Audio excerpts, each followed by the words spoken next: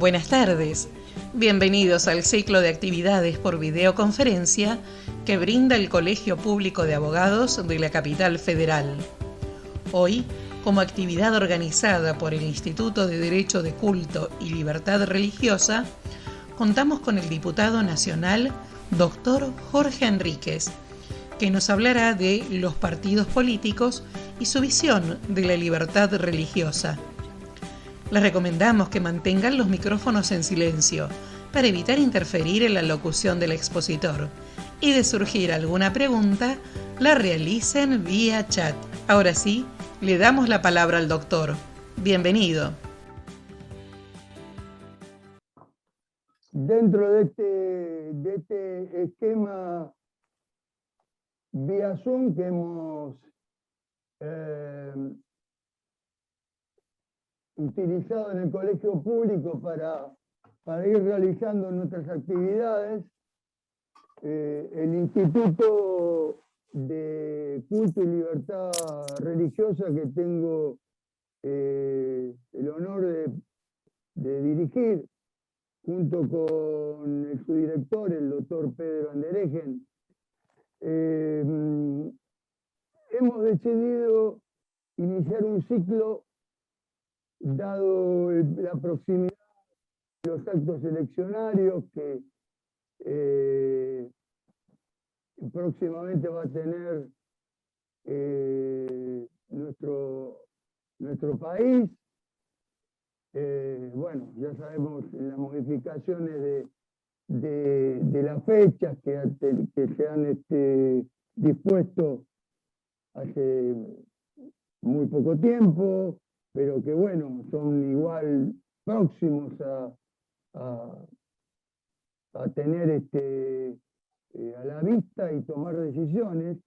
Creímos que uno de los temas más importantes, son todos importantes, pero uno de los temas centrales que vienen siendo polémicos y con la dinámica democrática ya han tenido sus avances legislativos dentro del ámbito que es la cuestión de la relación del Estado con el ambiente eclesiástico, o lo que es el derecho eclesiástico genéricamente. Está este tema de la libertad religiosa. Aquellos que han seguido la actividad del instituto durante estos años, uno de los temas precisamente que tuvimos como centro, núcleo de discusión, porque en realidad este instituto se caracteriza por el debate, ¿no? El continuo debate sobre estos temas. Tratamos de dejar el dogmatismo un poquito de lado y dar posibilidad de que cada uno de los representantes, muchas veces de los distintos cultos, otras de algún culto en particular que lo haya sugerido o pedido, tenga la posibilidad de expresarse.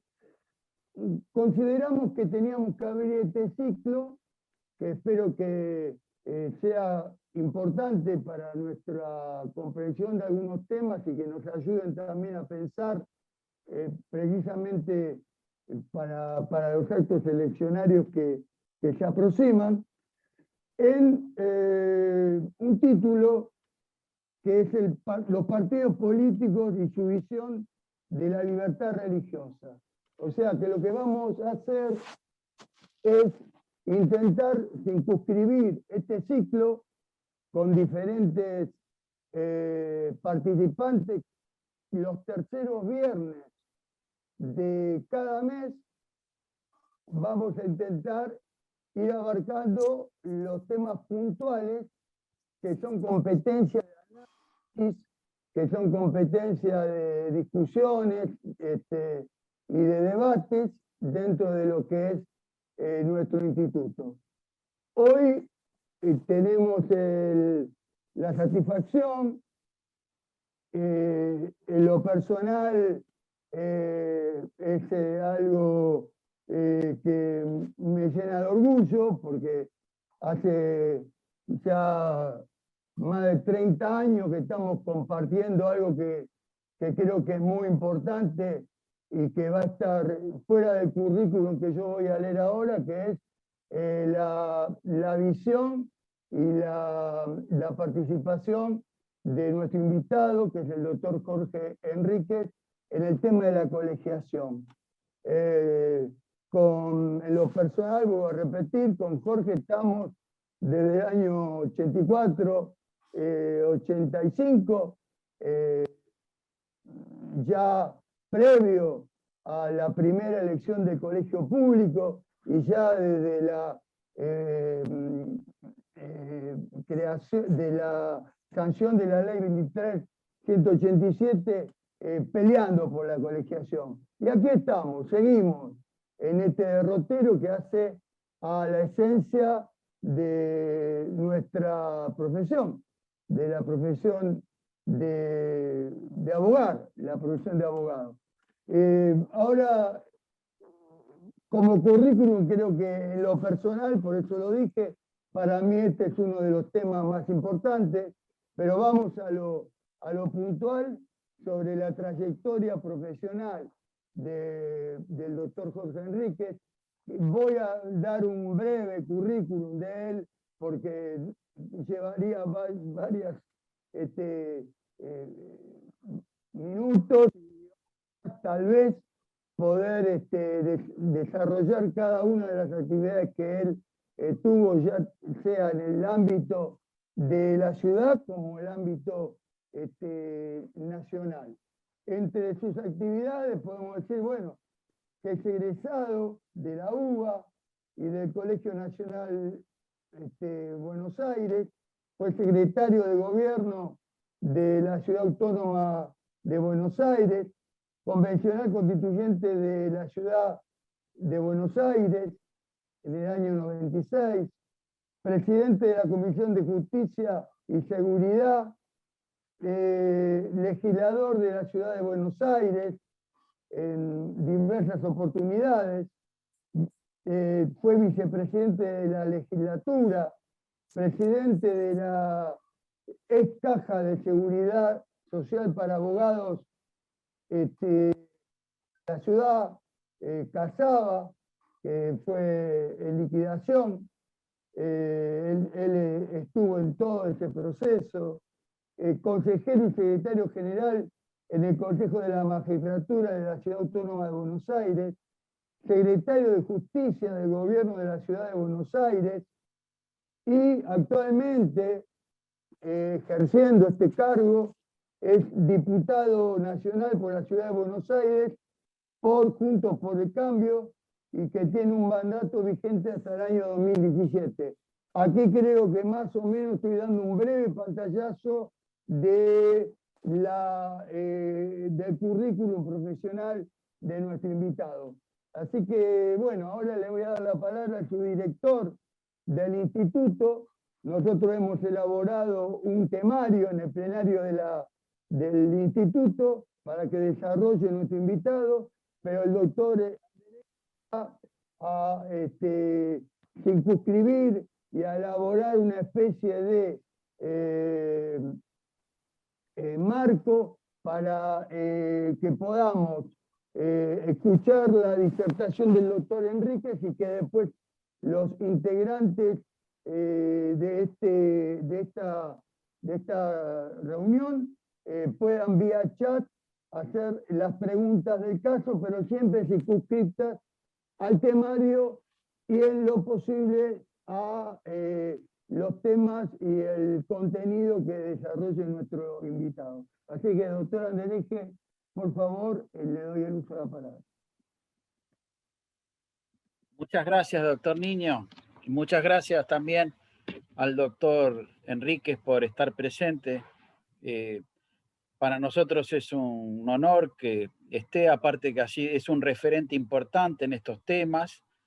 Quiero destacar yo en lo personal, a título personal, hablando sus votos siempre en la legislatura, sus posturas, siempre a favor de la libertad religiosa, a favor de la vida, es una visión que compartimos. Pero eso no excluye que acá a estas sesiones también vayan a venir otros referentes políticos con otras visiones, por supuesto, por el ámbito plural que caracteriza al colegio público. Yo quería ir directamente al temario. Uno de estos que surgió en la sesión en la que se trató la realización de estas jornadas fue sobre pandemia y el ejercicio del derecho de culto. Y bueno, realmente fue muy providencial que se haya puesto ese tema, porque creo que es el centro de lo que hoy está en debate, el tema, digamos, de las restricciones a los actos de culto.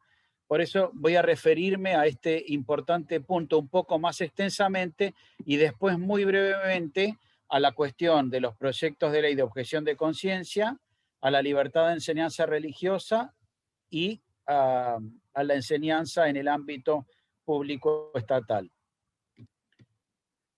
Como es sabido de público conocimiento, se ha producido la suspensión de la realización de ceremonias religiosas de cualquier tipo con concurrencia de personas en templos u otros edificios cerrados destinados exclusivamente al culto. A lo que, conforme lo decretado en el día de ayer, parece que ahora ni siquiera se podrán realizar actos de culto en algunas ciudades en lugares abiertos. Hay que esperar en ese sentido la reglamentación.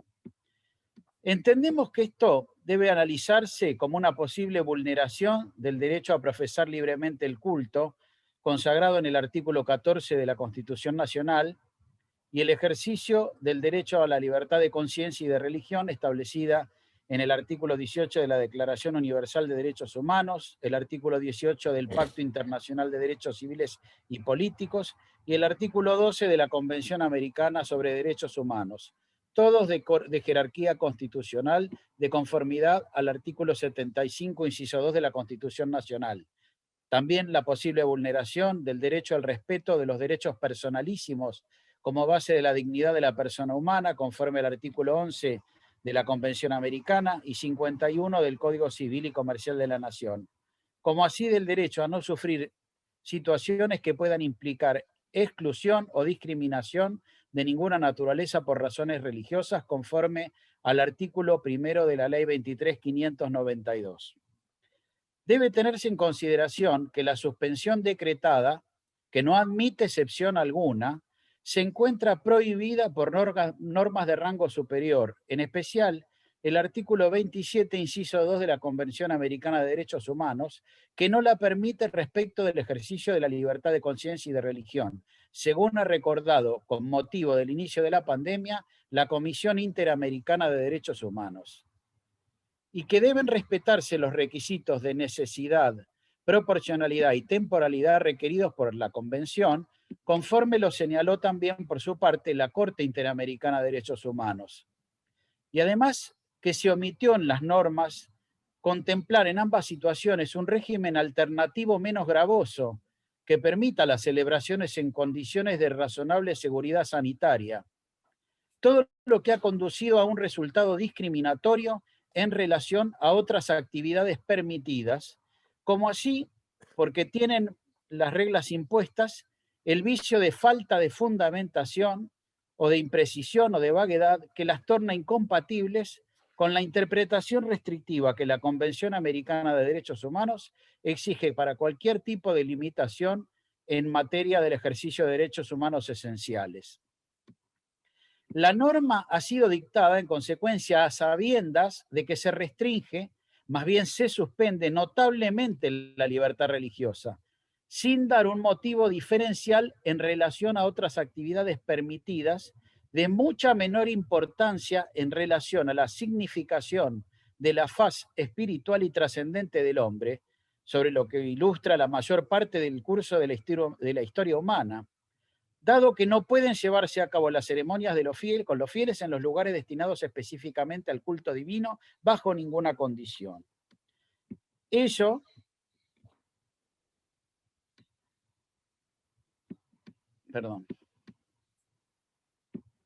pese a que el Estado se ha comprometido a garantizar esa libertad de ejercicio tanto en la Constitución Nacional como en los compromisos internacionales.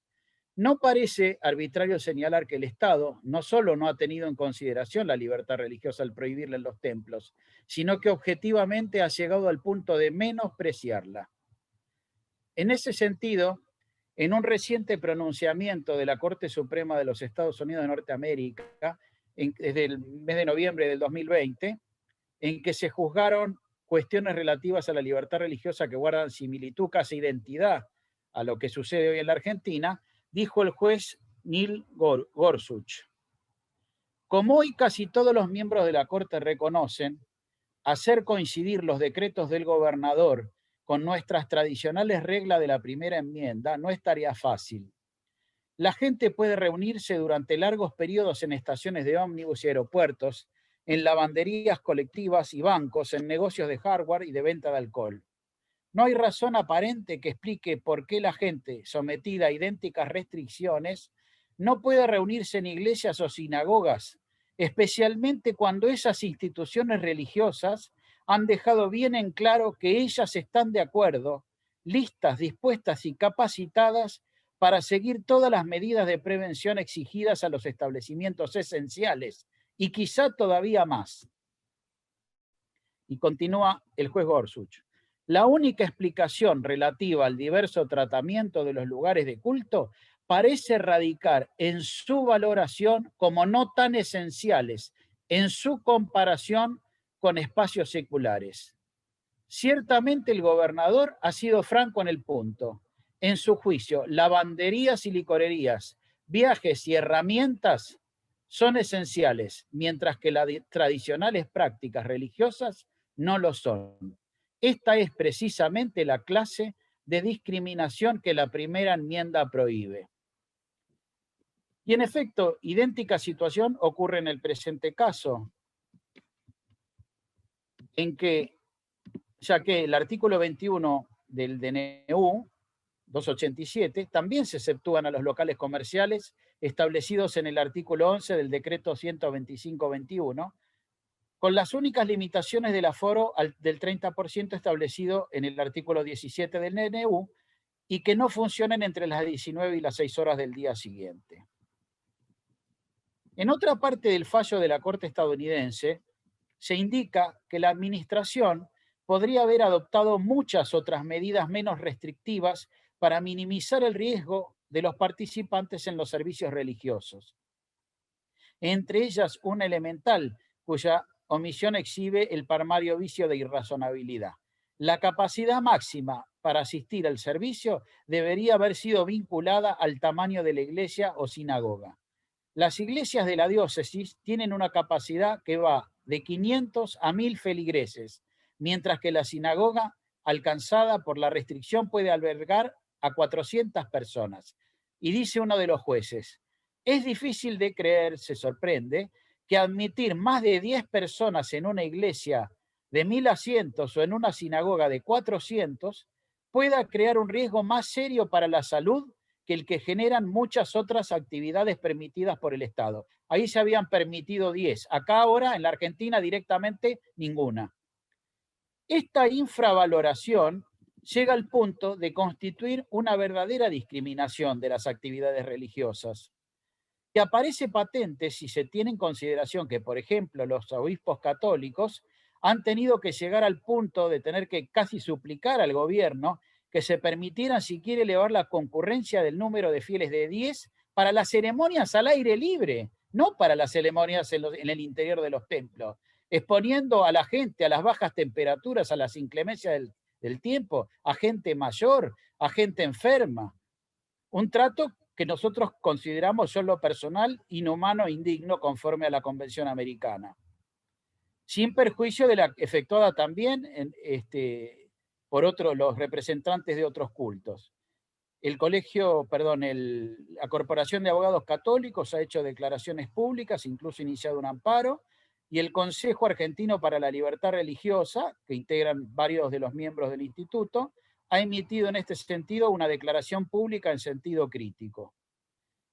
Lo peor es que no se avisora siquiera un posible cambio, no solo por estos decretos dictados en el día de ayer, sino por el envío por el Poder Ejecutivo al Congreso de un proyecto de ley bajo la referencia parámetros epidemiológicos y sanitarios regulatorios de la emergencia COVID-19, con idénticas regulaciones en la materia que acá cuestionamos, ¿no?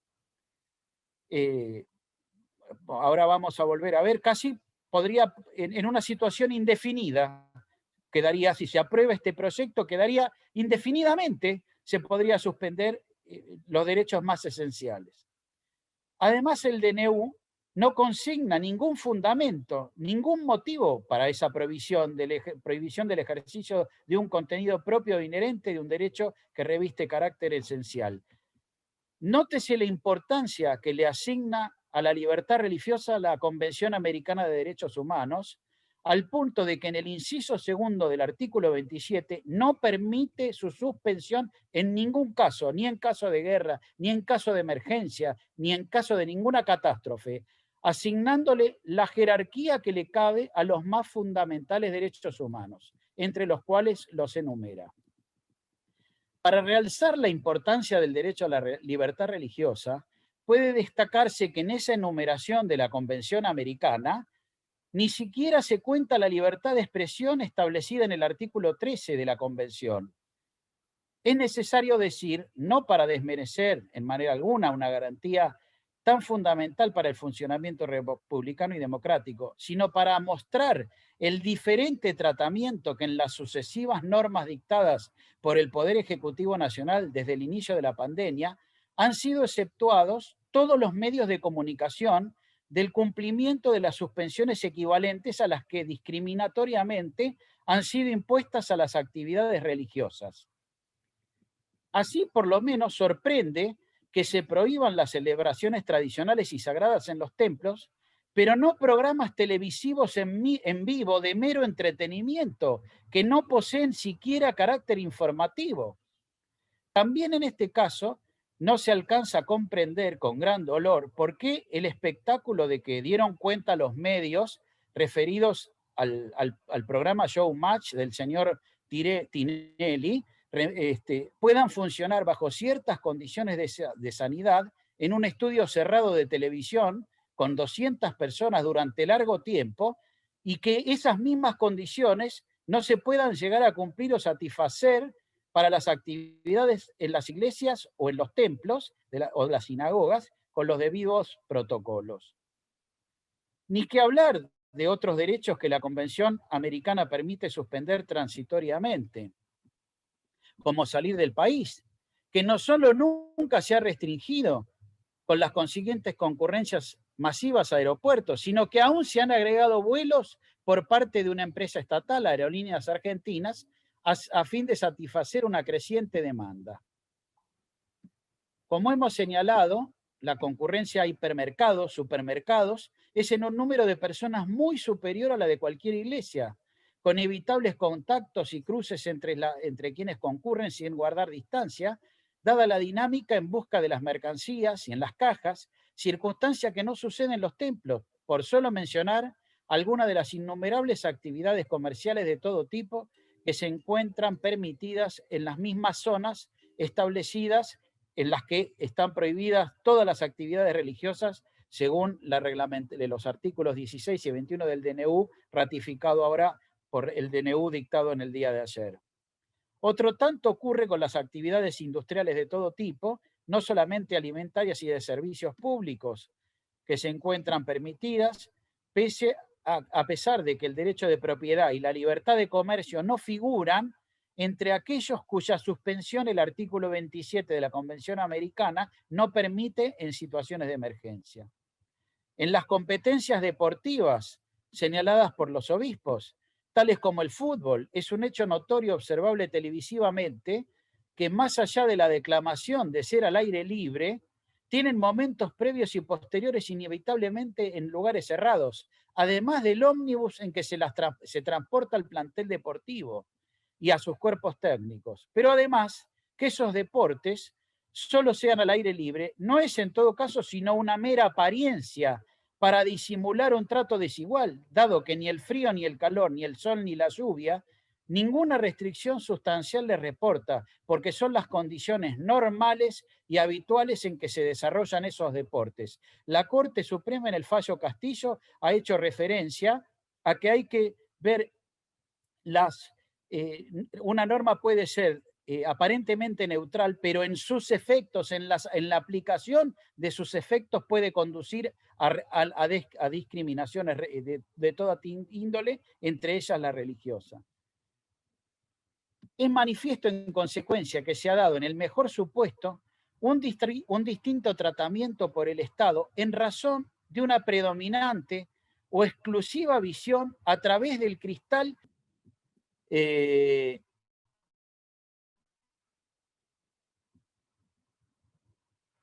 bueno, porque el creyente precisamente cree y confía en el poder de la oración y pone su esperanza en ella para que la pandemia que azota a todos, creyentes y no creyentes, finalice. Con ello repares en el daño psicológico y a la misma fe religiosa que las arbitrarias restricciones dictadas por el Poder Ejecutivo causan en muchos ciudadanos. En definitiva, es inadmisible que el ejercicio de los derechos inherentes a la libertad de culto pueda ser indefinidamente suspendido en uno de sus aspectos más fundamentales, y que puede decirse sin hesitación que es que la práctica por los fieles de los actos de culto en los lugares sagrados destinados exclusivamente al efecto es un contenido esencial de la libertad religiosa. En el segundo punto, que es las cuestiones referentes a la objeción de conciencia, brevemente, la ley 27610, que permite el aborto libre e incausado hasta la semana 14 y sin plazo de límite de gestación para los supuestos contemplados en el artículo 86, inciso 1 y 2 del Código Penal, entre los que lamentablemente quiere introducirse la salud psicológica, ha planteado muchas problemáticas en torno a la objeción de conciencia, toda vez que este derecho humano, derivado de los mencionados, libertad de culto y de conciencia y religión, se le han efectuado numerosísimas limitaciones, cuando no lisa y llanamente su supresión. Así, se ha suprimido el derecho a la objeción de conciencia institucional, aún respecto a sanatorios confesionales, a los que se les ha impuesto la obligación de derivar cuando todos sus médicos sean objetores. Es decir, ni siquiera propiamente se le reconoce la objeción de conciencia, sino que se le concede que cuando los médicos individualmente sean objetores, pueda efectuar la derivación. Por otro lado, hay supuestos en que la ley le impone a los médicos, aunque sean objetores, la realización de abortos bajo la suposición de que no exista otro profesional. Nosotros en jornadas del instituto hemos considerado totalmente inadecuado y violatorio de este derecho humano esencial.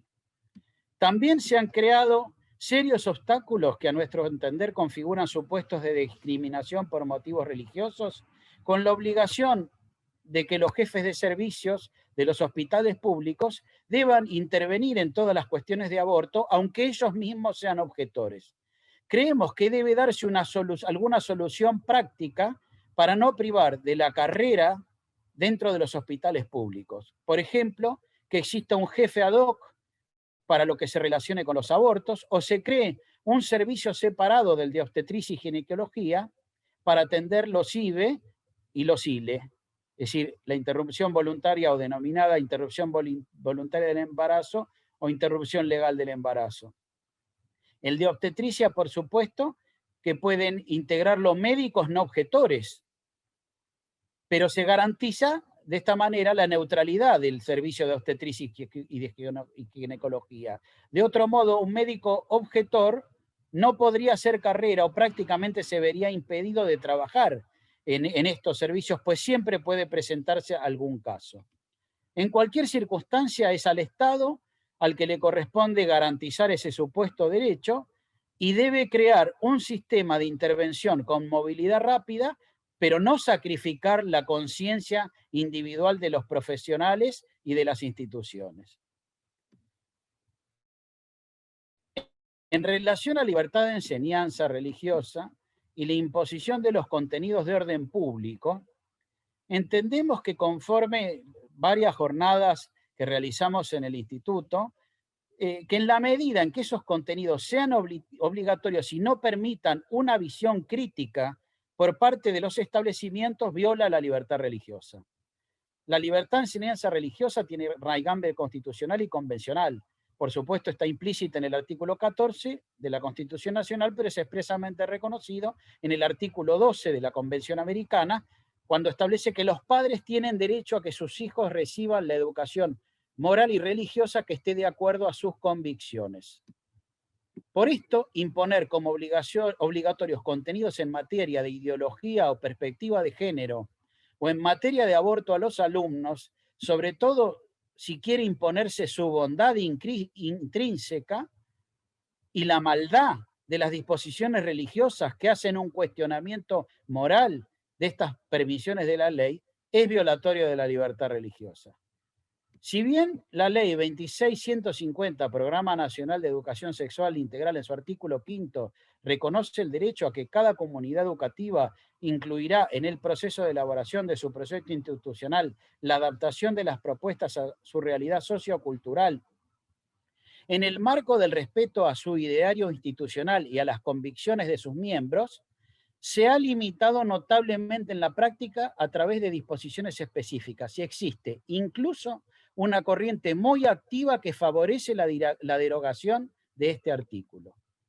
Finalmente, en lo que respecta a la educación religiosa en las escuelas públicas de gestión estatal, la Corte Suprema de Justicia de la Nación reconoció en el fallo Castillo-Carina contra la provincia de Salta del año 2017 la constitucionalidad de las disposiciones locales que establecen que pueda ser impartida en las escuelas estatales, con la salvedad de que deben ser fuera del horario escolar.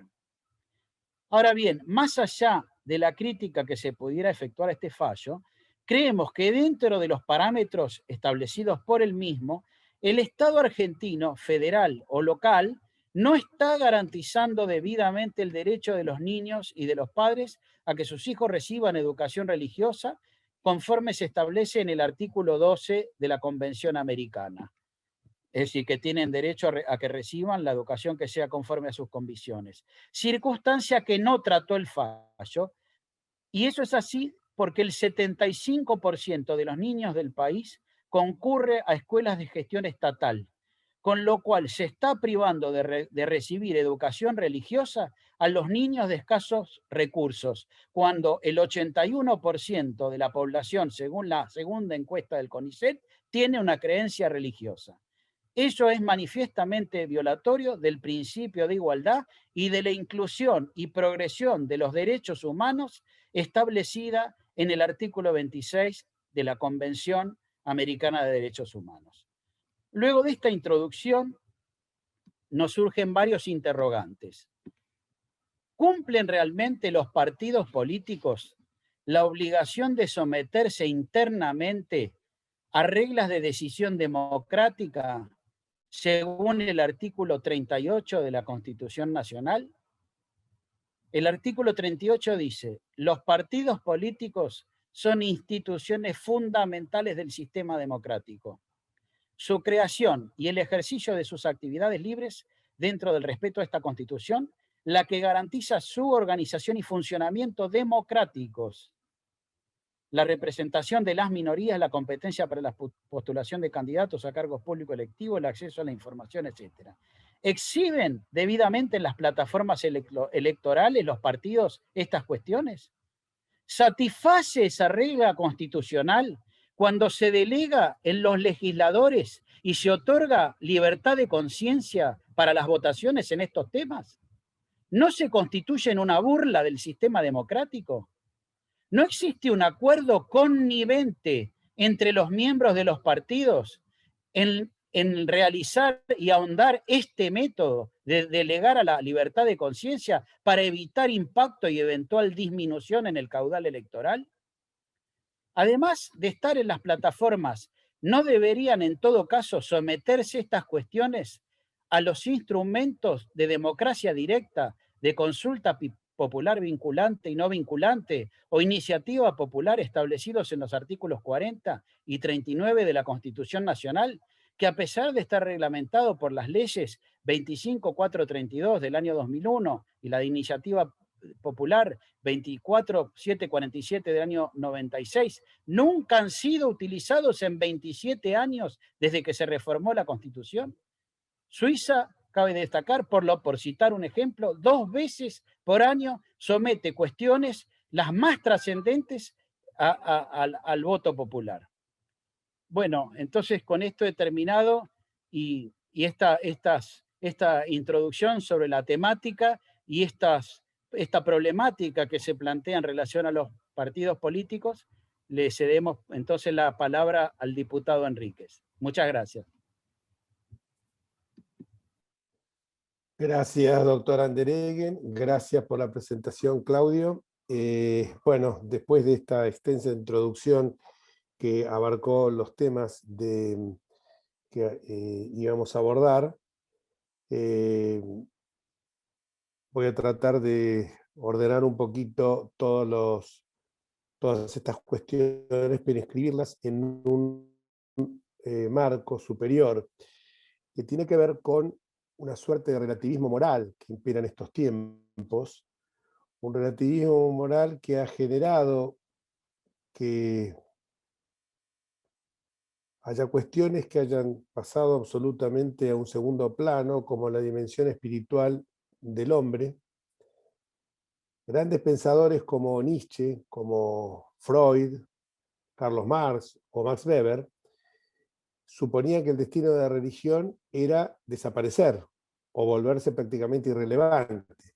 Sus obras contribuyeron a desarrollar o por lo menos consolidar las tesis de la secularización que planteaba que cuanto más madura era una sociedad, menos religiosa iba a ser.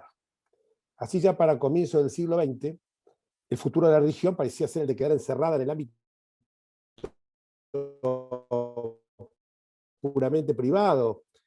Claramente, en pocas palabras, Dios ha muerto.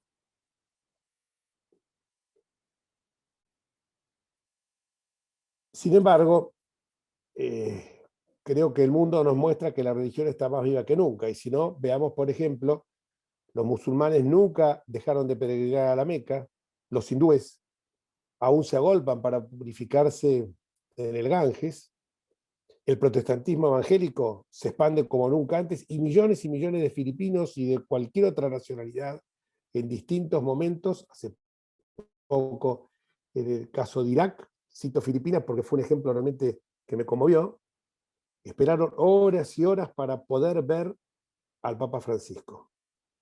Esto nos lleva a una conclusión: hay un 84% de la población mundial que dice pertenecer a alguna religión. Que la profese o con mayor o menor intensidad es otra cuestión. Y además que no se trata de una religión limitada al ámbito privado, sino eminentemente pública. En ese sentido, creo que, y ya entrando a las cuestiones directamente que se vinculan con las últimas normas, por supuesto que acaba de una aclaración. ¿Está vigente o no es susceptible de ser fulminado por inconstitucional el decreto que está por salir, o no sé si ya lo hizo o no lo hizo, porque la verdad que vivimos con este gobierno en un tema de confusión permanente? ¿Está vigente, pregunto yo, ese decreto, o por lo menos ese decreto no puede ser afectado por el fallo de la Corte que señaló claramente que la pandemia no es una franquicia para conculcar, para clausurar derechos individuales, y además lo dijo hacia el futuro, porque claramente hay fallos como los fallos que se vinculan con los testigos de Jehová, que la Corte los ha dictado, pero ha anticipado que ante situaciones análogas el pronunciamiento va a ser el mismo. Acá se lo ha dicho al Poder Ejecutivo, que el pronunciamiento va a ser análogo, o sea que no descartemos que haya alguna presentación en ese sentido. ¿Y por qué digo esto? Porque ese fallo consagra principios liminares, nos habla de un federalismo de concertación, nos dice que la ciudad de Buenos Aires, aunque alguno lo quiera negar, es autónoma, y ya viene de tiempo inveterado esto que está diciendo la Corte y la doctrina, no solamente jurisprudencial, sino de nuestros más destacados constitucionalistas.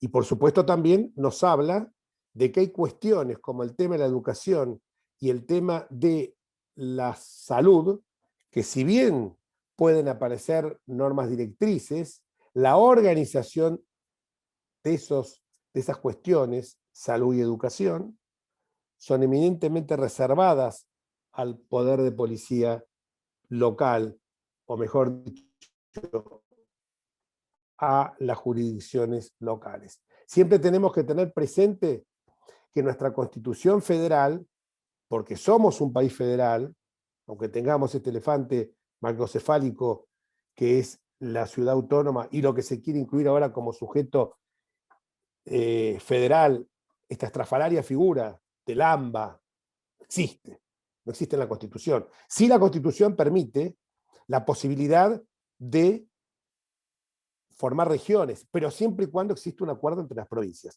Dentro de ese esquema federal, la justicia local, la jurisdicción de cada una de las provincias, la local, es la regla, la federal es la excepción. Volviendo a este tema, vamos ahora a entrar en la cuestión más de fondo, en la cuestión que nos convoca hoy, que es la restricción a las actividades religiosas en épocas de pandemia.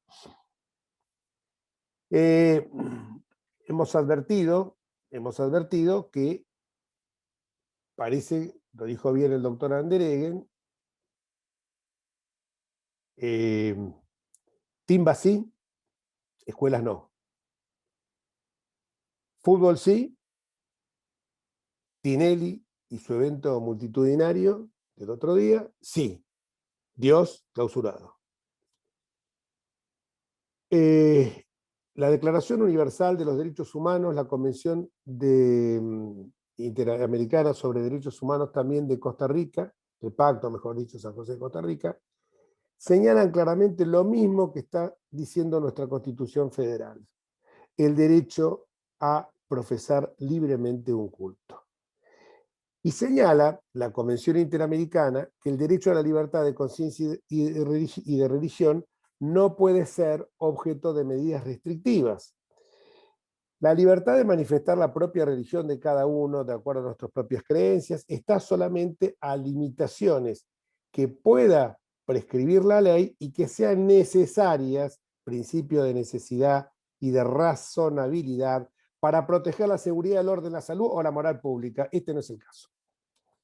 Este no es el caso. Porque esto debe darse dentro de un régimen de razonabilidad y de legalidad, y no de supresión de un derecho, que el derecho a profesar mi culto. Porque acá, al aire libre, se pueden hacer algunas actividades, hasta nos están diciendo que se puede circular. ¿Y por qué no se pueden, con todos los protocolos sanitarios, y de acuerdo, obviamente, va a haber, y lo digo yo por la religión que profeso, que es la católica, va a haber lugares donde se va a poder realizar esto? Por ejemplo, hay una iglesia a la que yo concurro habitualmente ahora, que es la de San Benito de Palermo. San Benito tiene una explanada donde entran 150 o 200 personas guardando el protocolo sanitario. Pero además ustedes han visto, en plena pandemia, no se podía, en plena pandemia, en esta etapa que concluye, por ejemplo, la Recoba. En la Recoba se juntaban 1000 personas a comer, y bien, me parece bárbaro, porque tampoco hay que pensar que hay que destrozar la economía. Porque me parece que entre la salud y la economía fueron por un tercer camino, que no lo voy a anunciar porque sería ya darle un sesgo partidario a esta conversación y muy lejos en el orden a la pluralidad que inspira mi colegio público de abogados. Creo que, y el ámbito en que estamos desarrollando esta conversación, no puede ser, no sería lo deseable, sobre todo porque en algún momento me voy a referir también al diálogo interreligioso y a la unidad y la diversidad, que son para mí apotegmas muy claros al respecto. Entonces, lo que yo digo es esto. En ese bajo autopista, en la calle Posadas, hay restaurantes que han podido subsistir. subsistir no solo el restaurante, porque a veces acá se confunde y uno dice, está hablando del dueño del restaurante y no sabe que cada uno de estos establecimientos gastronómicos tiene un promedio de 30 a 40 personas. Ahora, ahí se podía hacer perfectamente con el techo alto y el aire que circulaba. Pero las basílicas, en muchos casos y muchas iglesias, basílicas no porque son pocas, pero las iglesias en general, tienen techos muy altos donde se podría, guardando la distancia, una fila de asientos sí, la otra no, en la otra, excepto los que son conviventes. Si yo voy con mi mujer, o un chico va con su padre, o con su hijo, con la novia, o con el novio, el que sea, ya forman parte de una burbuja. Si conviven bajo el mismo techo, duermen en una misma cama, pueden estar uno al lado del otro. Entonces yo creo que con los protocolos sanitarios se podría hacer perfectamente. Pero ¿qué pasa? El gobierno toma decisiones carentes de todo fundamento científico, lo estamos viendo en esto, no está la evidencia científica acá en el medio, entonces se apuran, como fue el caso de las escuelas. La curva de contagios en la provincia de Buenos Aires subió más que en la ciudad autónoma, con escuelas clausuradas allá y acá no. Los cierres no se basaron en análisis epidemiológicos, pese a que tenemos un consejo de expertos. Los canales de comunicación oficiales incluyeron a las actividades religiosas junto con las recreativas, sociales, culturales, deportivas o con los boliches bailables. O sea que lo ponen en una misma jerarquía a alguien que profesa un culto, que en una ceremonia religiosa, por ejemplo, en una misa que los curas aparte tratan de acortar las lecturas y tratan de acortar su sermón, lo ponen en la misma jerarquía en un boliche donde van a estar todos juntos en un lugar encerrado con la posibilidad de un lugar con techo alto en un horario, en una duración que superará por muy poco los 30 minutos. Entonces, para el Poder Ejecutivo Nacional parecería que la fase espiritual de una persona conforma un espacio marginal, un espacio mínimo. Pero aun cuando para un oficialismo ateo esto pudiera ser así, es lógico que por un oficialismo ateo podría ser así, la práctica del culto cumpliendo con todos los protocolos sanitarios no puede tener el mismo nivel de contagio que todas aquellas actividades a las cuales yo he señalado que se equiparan.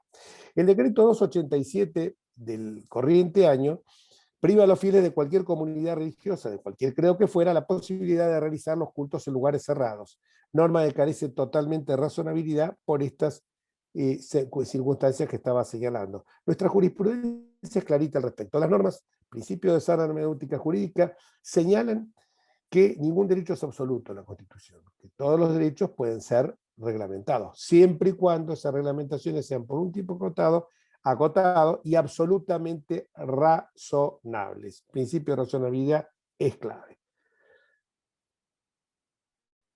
Por eso que además está a decir que si el derecho a la libertad, a la libertad de culto fuera restringido, evidentemente tendría que ser de una manera absolutamente razonable. Además está a decir que, y esto es un dato objetivo, evidencia clara, todo este conflicto se hubiera evitado si se hubieran podido cumplir con todos los compromisos asumidos de tener para el mes de marzo 20 millones de argentinos vacunados. Pero eso es otra historia en la cual voy a tratar de no abundar. Este es el primer aspecto. El segundo aspecto es, creo yo, que es el inherente, me parece, doctor Niño, doctor Andereggen, es el inherente a la objeción de conciencia individual, ¿no? Objeción de conciencia, sí, individual e institucional. E institucional, perfecto. Este tema de la objeción de conciencia se relaciona básicamente. Definamos qué es objeción de conciencia antes que nada. Objeción de conciencia, por lo menos la definición tradicional de la doctrina, es el reconocimiento del derecho de cada uno de formular nuestras propias valoraciones morales. O sea, es la oposición claramente manifestada de una persona o un imperativo legal o a una autoridad basada en sus propios principios morales.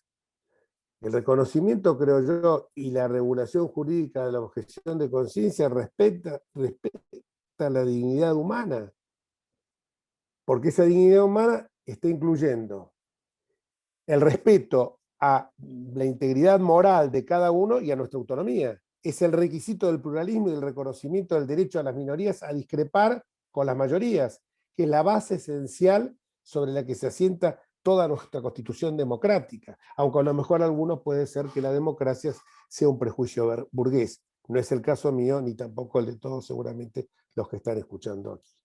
En relación específicamente a donde se planteó este tema, que adelanto, en muy poco tiempo este gobierno va a llevar adelante el proyecto de la eutanasia, lo tiene en carpeta. En cualquier momento aparece la eutanasia y ahí realmente van a conculcar uno de los extremos. Para los que entendemos que la vida humana es el primero y más sagrado de los derechos humanos y que comienza con la concepción hasta su fin natural, ya han cortado de cuajo la primera parte, no comienza la concepción. Ya a partir de que tenemos el aborto en la Argentina, no comienza la concepción. Para ellos, para mí sí. Por eso para mí yo considero que el aborto es un homicidio. Más allá de que suene fuerte y que a muchos abortistas no les guste, el que matare a otro, dice el Código Penal. ¿Qué estamos haciendo? Si la vida comenzó en la concepción, la vida, el que matare a otro, ¿el otro ya existe o tiene que nacer para existir? Y veamos lo que decía el Código de Vélez y que reafirma el Código Nuevo Civil y Comercial de las Obligaciones, que es clarísimo cuando dice que habla de la persona por nacer. Y claramente señala que la concepción comienza, la vida comienza en la concepción. Ahora van por la segunda parte. Es claro, porque por ahí he escuchado algún comentario que hay algún dirigente social que dice que los jubilados no pueden votar porque ellos votan en contra de los intereses de los jóvenes. Y escuché también a otro dirigente político, hoy en un encumbrado cargo, por cierto, que señaló perfectamente que como la gente quiere vivir más, evidentemente genera un perjuicio en el Estado con los temas de los aportes de las jubilaciones y de las pensiones, y que entonces no conviene que la gente viva tanto. Esto es lo que se viene con la eutanasia ahora. Ahí tienen el punto central. Ahí tienen también el relativismo moral, ahí tienen la idea de crear un nuevo orden mundial. El reconocimiento, decía yo que el tema, estábamos con el tema del aborto. Perdón, la objeción de conciencia. La objeción de conciencia es el último tema que tuvimos, el aborto fue el tema más reciente que volvimos a tratar, la objeción de conciencia, que ya lo habíamos tratado en el año 18 y que evidentemente, bueno, afortunadamente en nuestro espacio político hay gente que piensa diverso, pero que cuando uno habla con los médicos de nuestro espacio, del espacio de Juntos por el Cambio, fueron claros. Recuerdo al doctor Dindar, recuerdo al doctor Horacio Goicoechea, y todos ellos eran contestes en que, evidentemente, más allá que se oponía al aborto, la libertad de conciencia era realmente un disparate. Lo de la objeción de conciencia, perdón. La objeción de conciencia como el derecho a negarse la ejecución de una interrupción del aborto. El artículo, creo que es el 10º de la ley de aborto, que es la 27610, si bien establece el derecho a la objeción de conciencia, lo hace de una manera ladina, lo hace de una manera parcial, condicionada y bajo amenaza de aplicar sanciones disciplinarias, administrativas, penales y civiles. ¿Por qué? Muy simple, porque yo autorizo a que una persona perfectamente pueda decirme libertad, tengo mi objeción de conciencia, pero me impone a mí el deber de derivar a la mujer. El proyecto la llama paciente, parece, o ser gestante, en esas cosas que hoy aparecen, esos modismos que aparecen y que nos hacen retrotraer varios años, o por lo menos se creen que todo esto es una avanzada, y ya hay, como el lenguaje inclusivo, que ya hay fallos de Alemania y de Francia. Fíjense que no estamos hablando de países ultramontanos, de Alemania y Francia. Sin embargo, que están señalando claramente que están destrozando la lengua de Baudelaire, de Racine, y la lengua de Goethe. Se impone entonces a derivar a la mujer o paciente o persona gestante, aunque en principio esa persona no curse ninguna enfermedad, a otra a otro profesional sin ningún tipo de dilaciones para que éste concrete la práctica. Y lo más grave es que esa persona, el que debe adoptar todas las medidas necesarias para garantizar el acceso al aborto. O sea que yo digo, tengo objeción de conciencia, pero tengo que inmediatamente, yo no lo hago. Más cínico que eso, imposible. Pero además, el artículo 11 impide de manera implícita la objeción de conciencia institucional. O sea que acá tenemos la prohibición del derecho a la objeción de conciencia institucional. En esta prohibición estamos la violación de la objeción de conciencia personal de cada uno y todos los que integran las asociaciones, porque pensemos que nuestra Constitución Nacional, el derecho a asociarse con fines útiles, está consagrado en el artículo 14 y que la doctrina y jurisprudencia han reconocido que este derecho implica el de establecer objetivos propios que constituyen el fin asociativo al que todos los integrantes de la asociación se comprometen a respetar. Un poco lo que nosotros decíamos en materia sobre todo de derecho comercial, la affectio societatis, lo que llamamos así, el espíritu común de tener un objetivo. Pero además de eso, fíjense que en determinados establecimientos, en determinados lugares, mismo en el sector público, quien quiere hacer una carrera, creo que ya lo dijo esto el doctor Andereggen, pero quiero repetirlo, quiero profundizarlo, el que quiere hacer una carrera le van a preguntar, apenas empiece, ¿vos haces aborto o no haces aborto? Ah, no haces aborto. Bueno, caramba, me parece que tu avance en la carrera, no se lo van a decir obviamente, para que no vaya al Instituto de Antidiscriminación, pero le van a decir, bueno, a este ponelo de costado y si hay algún cargo o alguna promoción en el departamento, en el área de obstetricia, de maternidad, lo van a dejar de costado. Porque, obviamente, si el ideario de ese hospital va en la dirección de ser francamente abortista, lo van a dejar de lado a esa persona, con lo cual están restringiendo su derecho al trabajo. Creo que no sé este punto si está agotado, quiere hacer, o de este punto y del anterior quiere hacer alguna pregunta, o seguimos avanzando con los otros temas que me parece que era la libertad religiosa, ¿no? Otro tema,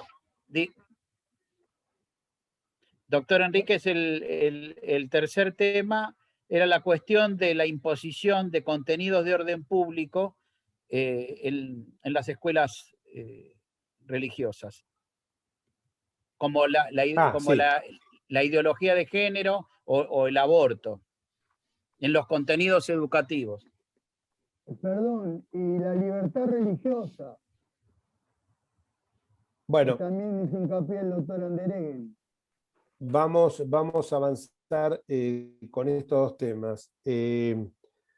Bueno, vamos primero con el tema de que se vincula muchísimo con la educación sexual integral. Nadie se opone a que existe educación sexual en las escuelas, que quede claro. Mis hijos que han ido a colegio laico, pero con orientación religiosa, y ya tienen cerca de 40 años, han recibido educación sexual.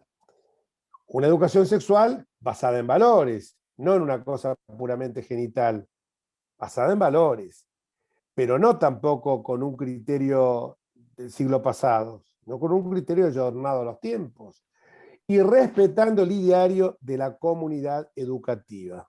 Esto es un trabajo muy interesante escrito por el ministro de Educación, el ex ministro de Educación, Alejandro Finocchiaro, al respecto, que es bueno, se googlea y se encuentra fácilmente. Pero ¿a qué voy con esto? Con esto a lo que voy es que, por ejemplo, la Constitución Nacional y la Constitución local fuertemente en el artículo 23, y fíjense que cuando hablo de la Constitución local estoy hablando de la Constitución de la Ciudad Autónoma, una cuestión muy avanzada para su época, porque esta Constitución señalaba que había que tener en cuenta la perspectiva de género. Ese artículo yo lo voté en contra, pero, repito, uno puede disentir, pero yo después juro por una Constitución a la que tengo que acatar. Pero yo voté en contra, como por ejemplo la exclusión, está en el diario de sesiones, o sea, me pueden registrar todo, revisar todos los archivos que podrán encontrar alguna modificación mínima en algún concepto, pero lo demás lo pueden revisar perfectamente, porque gracias a Dios,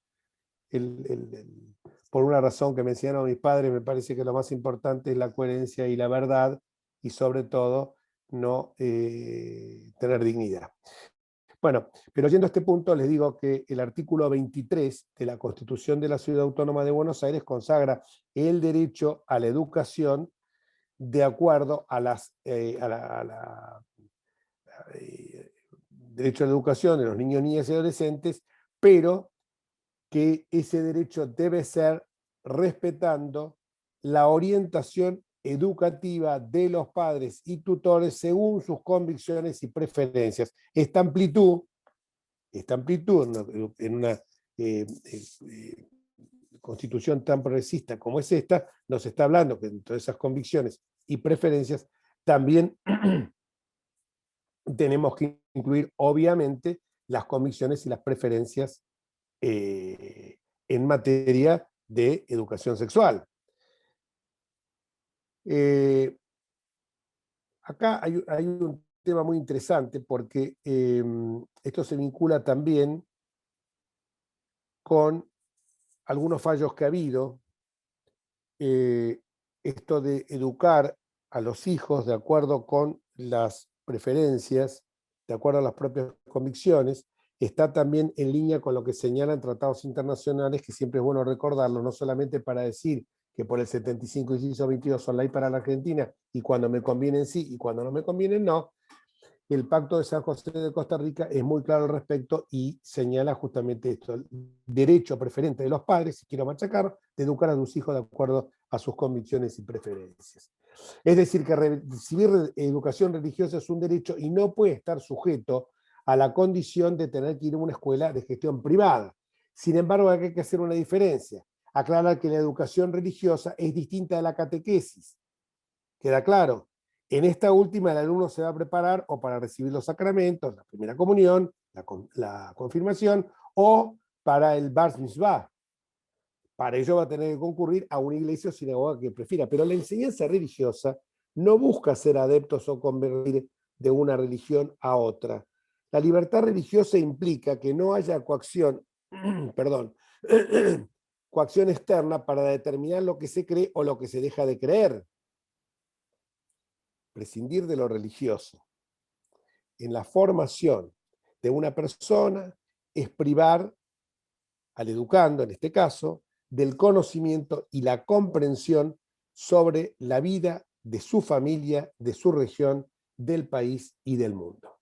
Miren, esto y se emparenta también un poco, quizás a lo mejor un poco deshilachado, lo que voy a decir, pero se emparenta también esto un poco con el tema del diálogo interreligioso. Porque yo he venido propiciando permanentemente que en lugar de achicar, como por ejemplo cuando tuve la célebre discusión por la famosa exposición de León Ferrari, o cuando fue el tema de la Virgen de Tribunales, famoso tema, que en más de 30 años de ejercicio activo, más allá que mi currículum hable mucho de la faz pública, mi actividad privada me ha llevado a recorrer por más de 30 años. Aclaro que no estoy jubilado y tengo edad sobrada para hacerlo, y años y vaya desde los 17 para hacerlo, pero me ha llevado a ver de que jamás vi que alguien se pusiera mal o lo amedrentara un crucifijo en un despacho o lo amedrentara en la existencia de la Virgen en tribunales. Antes bien, en muchos casos había muchos abogados que pasaban y se persignaban, como en las canchas de fútbol, los jugadores que entran, algunos que son atletas de Dios, religión que profesan la religión cristiana, evangélica, lo que sea, bautista, protestante, luterano, hacen su rezo también, y yo no lo veo mal. Me parece que hay que ensanchar la dimensión religiosa de las personas. ¿Por qué? Porque las grandes religiones monoteístas son mucho más que respuestas a las simples, y por eso yo hablaba de la necesidad de educarse de acuerdo a la región y de acuerdo a a los usos y costumbres, porque las grandes religiones monoteístas son mucho más que respuesta a las inevitables preguntas por el destino de los seres humanos, por el destino de nuestra existencia después de la vida, ante la muerte, sino que representan hondas tradiciones culturales y de valores que subyacen a nuestro sistema de creencia. Aún quienes no son practicantes de una determinada religión, aún los agnósticos, los ateos, probablemente mantienen posturas éticas y políticas que encuentran su raíz última en las tradiciones religiosas. Recuerdo siempre que Fyodor Dostoyevsky en Los hermanos Karamazov le hacía decir a uno de sus protagonistas: si Dios no existe, todo estaría permitido. Es que nosotros tenemos que pensar que la existencia de Dios, o por decirlo de otro modo, de una dimensión sobrenatural y trascendente, es un presupuesto que da sentido a nuestras vidas y fija límites éticos a nuestras decisiones, en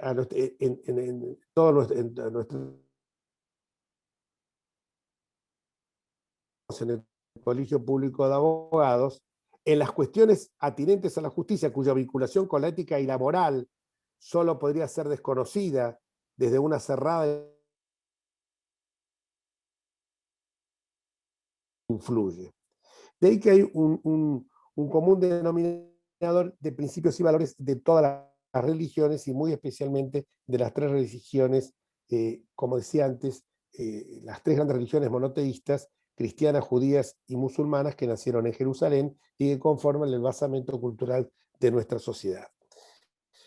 Entonces, yo creo que en ese sentido hay que ser muy respetuoso y me acuerdo que en algún momento, con este tema de abrir un amplio campo de lo que son las libertades religiosas y de abrir los espacios hacia todos los cultos, con un diputado, Agustín Sbar, judío él, nos habíamos propuesto generar un espacio multicultos en la ciudad de Buenos Aires, concretamente en la legislatura porteña, y alguien nos dijo que íbamos a transformar, fíjese qué disparate,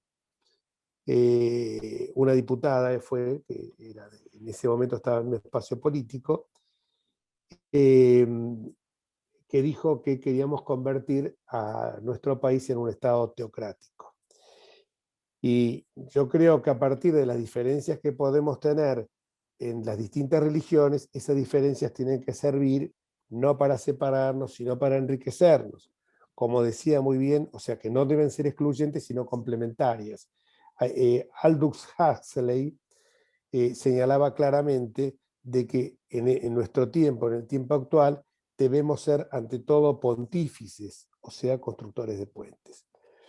Y esto también lo quisimos hacer a partir del Instituto del Diálogo Interreligioso que propusimos tanto en la legislatura porteña a través de el representante de la comunidad musulmana, Omar Abud, como el representante de la comunidad judía, Daniel Goldman, y el presbítero Marcó, y yo en mi calidad de diputado, obviamente, que hubiera una implementación de la educación religiosa en todos los colegios, pero, repito, no con el sentido de orientar o de imponer una creencia, sino que abrirle un abanico de posibilidades para que la gente pueda optar perfectamente en, así como enseñamos el cuidado de su higiene personal, el cuidado de su sexualidad, enseñémosles también el cuidado de su espiritualidad y cómo se puede enriquecer esa dimensión a través de un conocimiento profundo de las distintas religiones. Por supuesto que esto se relaciona también con la libertad de culto, y creo que la libertad de culto, estamos en un país que realmente de esto ha hecho realmente ha hecho, digamos, un culto, de la libertad de culto hemos hecho un culto, parece un juego de palabras, pero no lo es. ¿Y por qué es esto? Porque nosotros entendemos claramente que si bien el artículo 2, y esto es bueno a veces resaltarlo, porque a veces se pasa desapercibido, si bien el artículo 2 de nuestra Constitución Federal habla del sostenimiento que la nación argentina sostiene el culto católico, apostólico y romano, es necesario señalar que ese sostenimiento es absolutamente, no se reduce al plano económico, porque los constituyentes del 53, pensemos que uno de los constituyentes del 53 fue nada menos y nada más que Fray Mamerto Esquiú, que pasa a la historia no como un clérigo, sino como el orador de la Constitución, el vocero de la Constitución, la voz más potente, la voz más de bronce de la Constitución. Y justamente cuando decimos que el artículo 2 sostiene, no significa que vivamos en un Estado teocrático, porque no es solamente que lo está sosteniendo en un sentido material, porque el alcance de este sostenimiento ha sido siempre objeto de debates, pero es evidente que si lo circunscribimos al ámbito exclusivamente económico, sin una causa axiológica que lo justifique, carecería de todo fundamento. Entre otras manifestaciones, hoy ya estaba en el Código Viejo de Vélez, pero en el 146, creo, de inciso C, del Código Procesal Civil y Comercial, habla claramente de las manifestaciones de nuestro pueblo, nuestra nación, por la religión católica. Pero esto de ninguna manera puede atenazar la posibilidad de la libertad de culto. Jamás esto ha sido óbice para que los demás credos gocen de la mayor libertad. Por eso son a veces tan artificiales algunos planteos que proponen desterrar lo que yo decía antes, de cualquier ámbito público o imágenes o símbolos vinculados al cristianismo, porque son muy escasas las personas de otras creencias que manifiesten desagrado ante tales exhibiciones. Y en todo caso nada impediría, por eso señalaba yo, que estuviera, por ejemplo, símbolos de otras religiones, como puede ser el candelabro, la estrella de David, etc. Símbolos de la religión musulmana.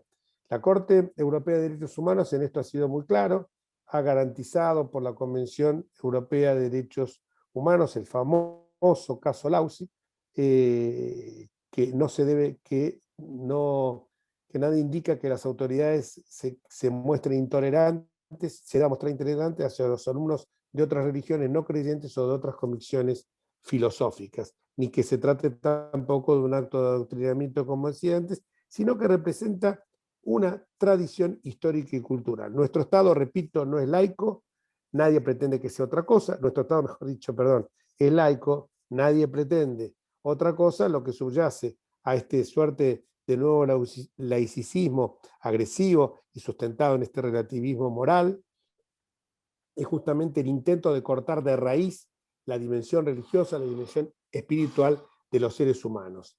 Porque debajo del invocado principio de igualdad ante la ley, que garantiza nuestra Constitución, se esconde un sentimiento absolutamente agresivo, hostil, hacia la religiosidad y también hacia la idea de trascendencia. Es, a mi juicio, una reacción absolutamente adolescente y que se relaciona con modismos, se relaciona con modas, como pasó con las modas de los pañuelos verdes, que había chicas que uno le preguntaba por qué tenía ese pañuelo verde y le decía por qué es el derecho a decidir de mi cuerpo, y uno le decía, decidir de tu cuerpo sí, hija, pero decidir del cuerpo de una persona por nacer, porque hay una persona, no. En este sentido me parece que, no sé si quedó algo más para responder en este tercer capítulo. Y ya englobó también, doctor, ya englobó el cuarto. Ya lo trató también el cuarto, doctor, con el tema cuarto, de la educación religiosa en la escuela.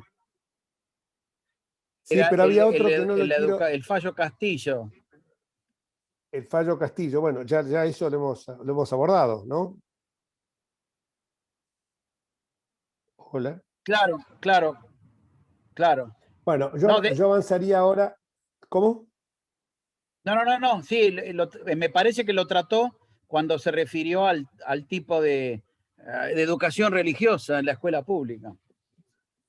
Sí, y además de eso, que totalmente de acuerdo, pero además de eso hay que decir que siempre hay que respetar, en esto hicimos sumo hincapié en la educación sexual, el derecho a respetar el ideario de cada comunidad educativa.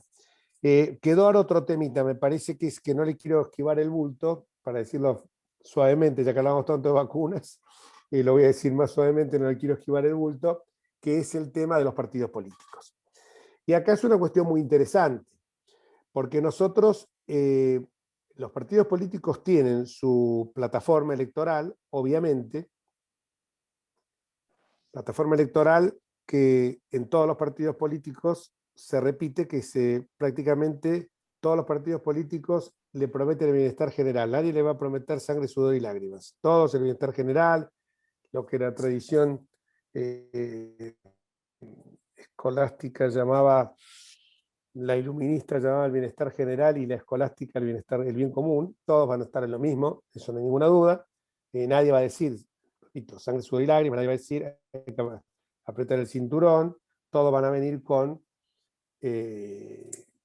no los voy a defraudar, revoluciones productivas, la heladera, pobreza cero, todos van a venir con lo mismo. Por eso decir esto es, nadie va a decir, porque saben que lamentablemente si uno dice la verdad, no lo votan. Pero en este punto, ahí entran en juego convicciones personales. Si yo estoy diciendo que no vivimos en un Estado laico, no puedo pretender que todos coincidamos en un 90%, en un 100% en los principios de cada uno. Y en este sentido, la fuerza política que yo integro, Juntos por el Cambio, se presentó en las elecciones señalando esto que para mí es esencial, la universidad en la diversidad. Y así nosotros, y lo ha hecho también el Frente de Todos, nadie se presentó en una elección porque me parece que tiene que ser mucho más amplio, más allá que para mí sea el primero y más fundamental de los derechos humanos, el derecho a la vida, que yo ponga en una plataforma algo que puede servir de corsé para que genere una grieta interna. Entonces me parece que estas son cuestiones de índole moral, de índole exclusivamente personal hacia las convicciones de cada uno. Fíjense que aparte estoy hablando de que hace convicciones también de corte científico, porque los médicos en general todos han hecho un juramento hipocrático que es defender la vida desde la concepción, y que todos dicen que hay vida, algunos y otros no, desde la concepción. Entonces yo creo que en este aspecto no se puede lograr una uniformidad, porque lo que justamente se busca en una sociedad democrática, pluralista, matizada, es no eliminar diferencias, sino armonizar contradicciones. Después, por supuesto, cada uno de nosotros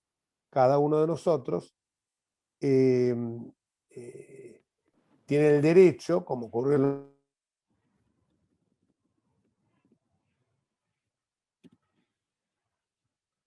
cada uno de nosotros se pronunció y no se engañó a nadie porque sabían que en el orden de la lista, por ejemplo, en una lista del 1 al 10 eran todos verdes. Recién aparecía, o el 1 era celeste y los 9 que iban abajo eran verdes. Ninguno traicionó de decir a la gente, las traiciones vinieron por otro lado y vienen por otras cuestiones. Por estas cuestiones dentro de todos se han mantenido todos cabalmente a lo que habían señalado en la campaña electoral cuando se los inquirió a cada uno en forma personal. Obviamente acá tenemos un problema que es la famosa lista sábana. Si la elección fuera por un sistema diferente, donde uno votara candidatos individuales y de acuerdo a la grilla, el orden de prelación, respetando ahora el cupo, la paridad tema. ¿Por qué? Porque uno votaría los candidatos, uno por ejemplo podría decir, bueno, para mí lo más importante es el aborto. Para mí es clave. Entonces voy a armar mi listita de los 13 diputados, por ejemplo, que se eligieron en la ciudad, la voy a armar de esta forma. Por eso insistíamos tanto que en lugar de postergar las PASO, fuéramos con un sistema que era la boleta única papel, que se podía implementar perfectamente porque la Cámara Electoral nos había señalado que esto era viable, y eso hubiera sido, más allá del punto de vista sanitario, de abaratar costos, etcétera, hubiera también servido para que cada uno poner candidato de su preferencia. Entonces yo sé que este es abortista, no lo voto. Aunque en el 95% de las otras cosas coincida, no. Ahora, también hay que tener, porque vivimos en una sociedad plural, tolerante, matizada, no sesgada, también hay que tener en cuenta que para mucha gente esto no es lo fundamental, porque si esto fuera lo fundamental, yo diría, yo voté una lista, y lo digo porque voté la lista de mi fuerza política, donde había muchos que sabía que iban a votar a favor del aborto, pero tengo que buscar comunes denominadores, si no tendríamos que todos votar, y los magros números que sacó la fuerza política, creo que la de Gómez Centurión, que llevaba como única propuesta esta, o como la propuesta insignia esta, hubiera sacado muchos más votos. Lo que sí creo, y estoy absolutamente convencido, es que en cuestiones de estas características tendríamos que implementar todos los mecanismos de democracia directa. Por eso propusimos, fíjese, juntamente con un diputado, con un senador abortista, como es Luis Neiderhoff, y con gente de otros sectores, como Fernando Iglesias, propusimos, de otros sectores, es de mi sector, pero digo, de sectores diversos, y diputados radicales también, queríamos proponer la consulta popular. Podía ser, obviamente, muchos dicen, pero esto va a ser no vinculante, porque es un tema que se relaciona con la modificación del Código Penal. Estamos de acuerdo, pero me parece que era algo indicativo. Lo quería hacer una encuesta. No, no quiero hacer una encuesta, consultémosle a la gente. Muchos me decían, sí, vos vas a saber cómo termina. En el norte va a ganar el no al aborto, en el sur el sí al aborto. Entonces, claro, digo, ustedes como la densidad demográfica es menor en el sur que en el norte, no la quieren hacer porque pueden perder. Pero sometámoslo esto a la gente, porque esto es una cuestión muy importante. Si una vez hicimos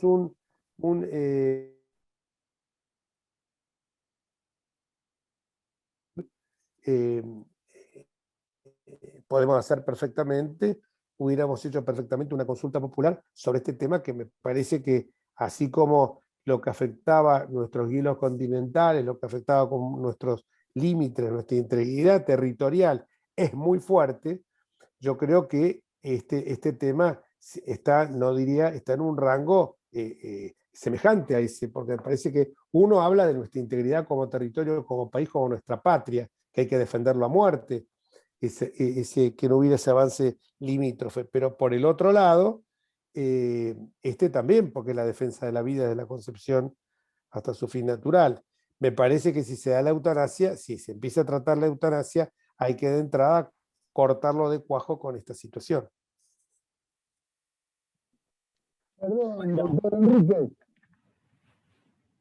se nos va cortando el tiempo y tenemos algunas preguntas que los que están participando de este Zoom quisieran... Cómo no, ya he terminado con esto, he concluido con esto. Redondeo con ya un poquito, si puede, la idea. Yo sé que son temas que dan para mucho debate. No, la idea ya está redondeada, ¿eh? La idea ya está redondeada, con esto la concluí. Bueno, desde ya muchas gracias y realmente ha sido clarísimo. Le aclaro que el tema de las conclusiones de Luz, que ha hecho usted referencia, el colegio hizo una presentación en el año 2017, usted recordará el congreso que se hizo en el Vaticano, y el colegio hizo una moción hizo propia una moción de este instituto, y fue presentada en ese congreso, ¿no? Precisamente la idea de la educación religiosa en todos los colegios con este espíritu que usted ha hecho mención, ¿no? Yo creo que hay que seguir trabajando sobre eso, que va a ser también un ámbito que va a llevar también en algún aspecto también a la paz, ¿no? A la paz social, tan necesario en este momento. Bueno, gracias, doctor Enrique. Entonces, doctor Enrique, ahí hay varias preguntas. Sí. Yo no sé hasta cuándo el colegio tiene previsto el Zoom, pero bueno, vamos con las preguntas. Doctor Enríquez. ¿Le puede habilitar el micrófono, Adrián, al doctor Enríquez? Sí, está. ¿Usted está viendo el chat? Tenemos? El chat de las preguntas. Acá hay una pregunta del doctor. Hay una del doctor de la Riva acá. Si no, si Espere que lo veo en el chat. Si no, la leo. No, La espere que lo leo. veo. Dale. No, lo veo en el chat, lo veo en el chat. Bueno. Sí, porque además me excedí, porque pensé que terminaba a las 4 y tengo No, otro Zoom que empieza ahora a las bueno. 4, que ya recién hablé para que lo suspendieran un ratito. A ver, espere que las preguntas empezaron a venir muy temprano. Entonces voy a ver, la primera de todas es, no, esta de actividades académicas no corre. La segunda no corre porque me pregunta, buenas tardes, las preguntas deben realizarse hacia el final, podrán ver esta actividad, estoy viendo de a poco todo para hacer. Con respecto a la convención, Belén do Pará, para que quieren darle jerarquía constitucional, ¿cómo influye en la ley del aborto irrestricto? Esa me la hace Verónica Rea. Bueno, la convención de Belén do Pará no solamente se refiere, sino que es más que nada a un tema que nosotros hemos venido abordando, porque no solamente el tema del aborto. Belén do Pará se refiere básicamente a la prevención, sanción, prevención y sanción de todo lo que se refiere a la violencia de género. Este tema nosotros lo venimos estudiando hace muchos años, el tema de los femicidios, el tema de la violencia de género, que realmente se ha transformado en un flagelo. Hemos ido en 2 o 3 oportunidades con quien era fiscal general de la Ciudad de Buenos Aires, el doctor Luis Sebasco, y un equipo de especialistas donde hay hombres y mujeres muy capacitados para ello, fiscales como la doctora Genoveva Cardinale. Hemos hecho y hemos estudiado profundamente el tema y nos ha preocupado muchísimo, al extremo tal que en la Ciudad de Buenos Aires hemos implementado un mecanismo de georreferencia, un mecanismo por el tema de la interdicción de cercanía, que es una de las cuestiones que Belén do Pará señala. No lo veamos solamente desde el punto de vista del derecho de la mujer a la decisión, el derecho de la mujer a decidir de su cuerpo, que como dije es un disparate, porque toda mujer, como todo hombre, tiene derecho a decidir de su cuerpo, pero no sobre el cuerpo de otra persona como es el niño por nacer. Y en la ley de aborto irrestricto actual, yo entiendo que esto no influye para nada, porque la ley de Belén do Pará justamente señala a la convención que debe adecuarse a la legislación local. Tampoco esto va a influir en el tema de la objeción de conciencia, por más que se incorpore, porque estos temas hay que verlos siempre con la perspectiva de que no debe seguir limitándose derechos por el principio de no regresividad de los tratados internacionales. Esto se ve muy claro en los tratados que se refieren en la lucha contra la corrupción, y esto se ve muy claro en los que afectan la independencia del Poder Judicial, y lo estamos tratando en estos días con la ley de modificación del Ministerio Público. No puede haber un principio no se puede implementar el principio de restricción de derechos, como sería en este caso, que la norma, si bien ha restringido derechos, no podemos que por incorporar una norma por el 75, inciso 22, porque esto es claro, hay doctrina y jurisprudencia al respecto, es un tema de derecho internacional muy lindo para tratar, que es que esas normas no pueden colisionar primero con normas, no pueden generar un principio de restricción de derechos, por eso hablamos del principio de no regresividad en materias como son estas, por ejemplo. La pregunta que sigue, para no extenderme mucho tampoco y no extenderlos a ustedes, que soy medio larguero. Excelente lo referido a la libertad de conciencia en relación a los médicos. Muchísimas gracias, Marcela. Los evangélicos somos la primera minoría nacional, no hay duda. Les tengo un profundo respeto y admiración, porque esto es algo que lo digo habitualmente.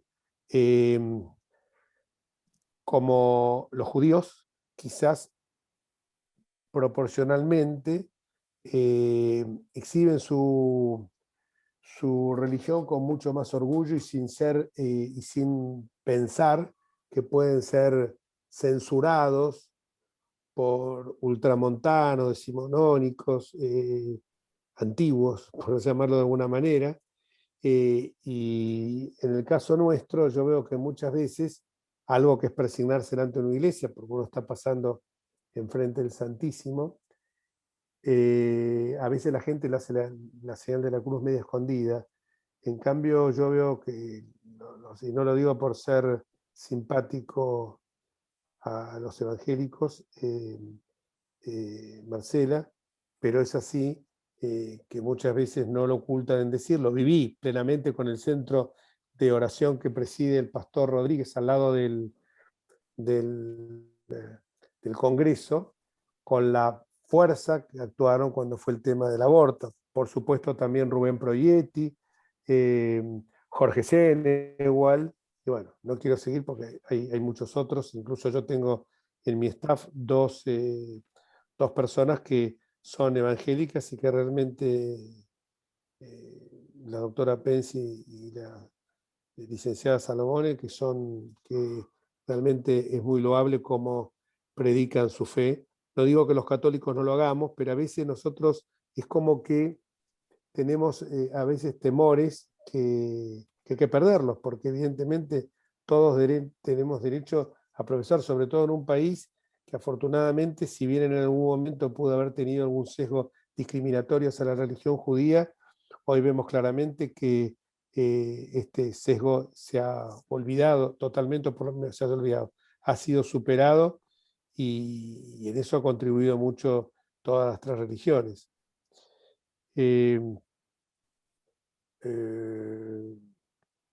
Buenas tardes, pueden proceder. Bueno, no sé cuál más venía. ¿Por qué estos temas vinculados a las políticas que afectan a la libertad religiosa y de culto en lo que hace estrictamente a la celebración del culto en los templos, a la enseñanza religiosa, no están prácticamente presentes en la agenda política?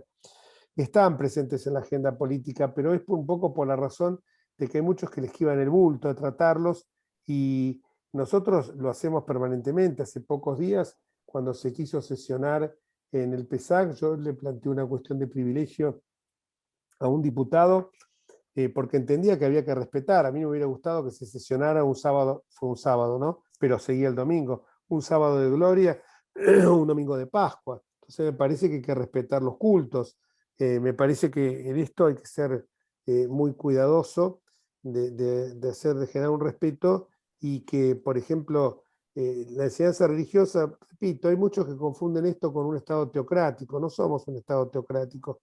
Afortunadamente yo tengo colaboradores míos que son ateos y que me dicen siempre lo mismo. Si yo profeso, tengo los mismos límites éticos y morales que tenés vos, y no profeso ninguna religión porque o no creo en Dios o niego la existencia de un Dios.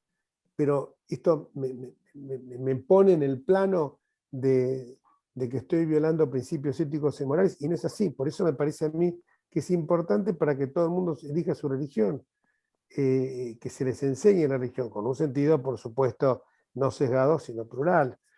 Y después, si alguien quiere cambiarse de religión, lo puede hacer, porque si a lo mejor ve otra religión, ¿cuántos católicos hay que se han sentido atraídos quizás por las religiones cristianas, las religiones evangélicas, y se han sentido atraídos por ahí porque quizás se profundizó más la lectura del Antiguo Testamento, se profundizó más la lectura de la Biblia, vieron testimonios? Entonces, y del mismo modo ha pasado con conversiones a otras religiones, como yo tengo amigos míos, yo tengo un amigo mío que es judío, que se transformó sonó mal lo de que tengo un amigo judío, pero lo dije, un amigo mío judío que se transformó, que se convirtió en la religión católica, y lo hizo, y en la familia todo el mundo estaba de acuerdo, porque se dio cuenta que la religión nuestra leyó el Nuevo Testamento, el Testamento según San Mateo, y le pareció que ahí encontraba su camino, y es buenísimo eso, pero al contrario, me parece que eso es lo saludable. Por eso a lo mejor tendría que estar más en la agenda política, ¿no? Existen proyectos de iniciativas serias para abordar la objeción de institucional en sanatorios con ideario confesional.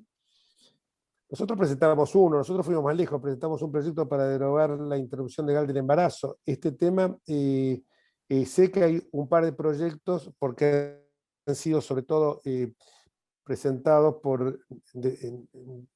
para defender justamente el ideario profesional de los sanatorios. La Corte Suprema del caso católico que sí pueden darse clases de religión en la escuela pública, pero fuera del horario escolar y con carácter obligatorio no. ¿Cuál es el cercenamiento que sea así? Si se avanzara, como usted dice, para que haya clases, digamos, obligatorias de religión en general, ¿quién definiría sus contenidos? ¿Cuál sería la mirada de las religiones? ¿Desde qué lugar? ¿Cómo se garantizaría el derecho de los agnósticos, ateos o protestantes de cultos minoritarios? Yo creo que obviamente me parece que se tendría que circunscribir a algo que hubiera, ya que hacemos consejos de infectólogos que dicen blanco un día y otro día dicen negro, yo creo que habría que hacer en este aspecto el Consejo Federal de Educación, si se implementara esto, tendría que ser, por un lado, respetando el ideario de cada comunidad educativa, y por el otro lado, entiendo yo que habría que hacerlo, además, de una manera absolutamente intercultos, interreligiosa, y tendría que haber alguien que dé clases, me parece que dé clases de la religión católica, de los cristianos, de los judíos, de los musulmanes, y que también señale que hay gente que puede no profesarlo, lo que yo decía antes, sino por eso deja de tener una dimensión valiosa, pero que conozca. Lo peor, lo que nos hace libres es la verdad, lo que nos enriquece como seres humanos es el conocimiento. Si lo matamos todo, lo metemos todo en un tema curantista, si no explicamos quién fue Moisés, si no explicamos quién fue Jesucristo, el Hijo de Dios hecho hombre, si no explicamos las tablas de Moisés, si no hablamos de Jehová, si no hablamos de los grandes profetas de Isaac, si no hablamos de todos ellos, realmente de Samuel, no sé, la verdad que estamos retaseando conocimiento a los chicos, que después en la vida, yo hasta que me imaginaba, y pasé por un colegio como el Nacional de Buenos Aires, estudié un poquito porque se metió, eso se colaba en historia de la Edad Media, se colaba un poquito en historia contemporánea, y entonces vamos a ver, pero a mí y los evangélicos me parecía que era el ejército de salvación, y ahí se subsumía, fíjense qué ignorancia, o los musulmanes me parecía que eran guerreros que alababan a un dios guerrero que era Mahoma, fíjense qué ignorancia, ¿y saben cuánta gente piensa de esta manera? ¿Cuánta gente piensa con esta visión? Entonces me parece, uno tiene que abordar este tema con un sentido mucho más amplio. En que las clases, digamos, obligatorias de religión, bueno, ahí está, quién definía los contenidos, lo dije. ¿Por qué lo utilizaron para las exposiciones pro aborto? A mí jamás lo utilizaron para las exposiciones pro aborto. Verónica, no sé dónde salió eso. Siempre que hablé fue en contra del aborto. Es mi primera noticia. Tengo escrito, tengo hablado, están mis discursos en las exposiciones pro aborto. La verdad, es la primera vez en mi vida que lo escucho.